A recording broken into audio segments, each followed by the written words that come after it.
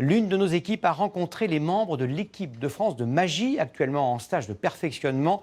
Les futurs David Copperfield, Garcimore et Gérard Majax auront peaufiné quelques tours sous les yeux de Cécile Madronet et Émilie Plantard qui n'y ont vu que du feu. Elle n'est pas électricienne, mais bel et bien magicienne. C'est vrai que là j'en ai partout. Là j'ai des batteries, des accus à charger. Je crois que j'ai au moins une dizaine de choses à charger. 12 minutes. Ouais. Hein, faut que ouais, il faut. Hein. 12 minutes. Le public de la Maison de la Magie va découvrir Beryl, 24 ans, pleine de passion et d'énergie. Comme 12 autres stagiaires de l'équipe de France, elle vient à Blois pour travailler ses numéros.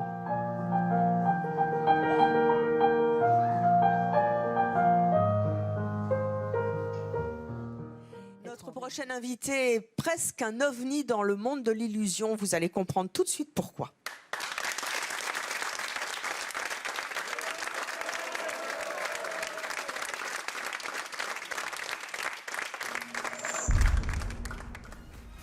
Mon Dieu, qu'elle est jolie sous son masque! Et oui, je parlais d'ovni parce que c'est une femme et qu'il n'y a pas beaucoup de femmes dans le métier de l'illusion et de la magie. Vous avez 23 ans. Ouais. Toute jeune. Ouais. C'est rare les femmes dans le milieu de l'illusion. Complètement. Pourquoi? Bah non, il n'y en a pas un, mon Dani. Hein. Mais moi, je suis ravie de vous voir, mademoiselle. Non seulement vous êtes... Enfin, je veux dire, le numéro est poétique, c'est beau, c'est magique. Et que ce soit une femme qui fasse ça, moi, j'applaudis doublement. Grand reportage vous emmène aujourd'hui découvrir les tribulations d'un petit cabaret bordelais à la conquête de la Chine. Les coulisses d'une tournée tout aussi triomphante que rocambolesque. Paty Bad et ses danseuses vivent en effet une aventure pleine d'imprévus. Et les Chinois sont nombreux à découvrir l'élégance et le charme français. Costumes, plumes et paillettes. Les tribulations d'un cabaret en Chine. Grand reportage d'Antoine Lerat et Thierry Massé. C'est hyper speed en fait. On a des changements de malade. Enfin, du moins pour moi, j'ai des changements de fou.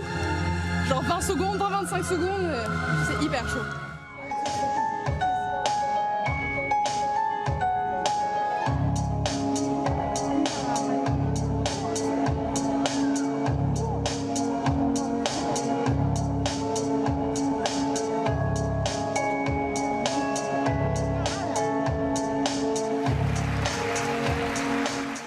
Beryl travaille ce tour depuis 2 ans et cherche encore à progresser. Le public à gauche, tu salues, tu regardes, et clac, ta colombe apparaît, voilà.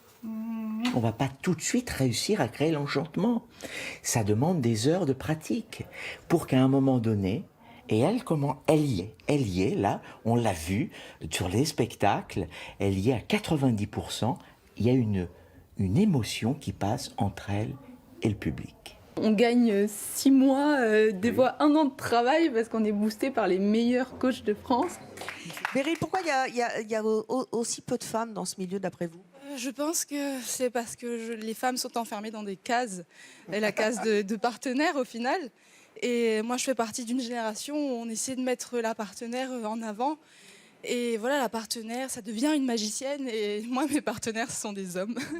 Il y a des recruteurs qui sont là, donc en suivant, après, si on a un bon classement, ils nous embauchent dans des festivals. Et après, nous, on se débrouille à trouver des contrats en fixe dans des cabarets ou autres.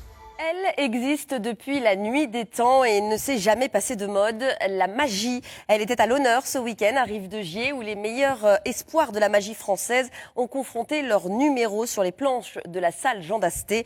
Des tours de passe-passe que nous présente Cyril Pellissier.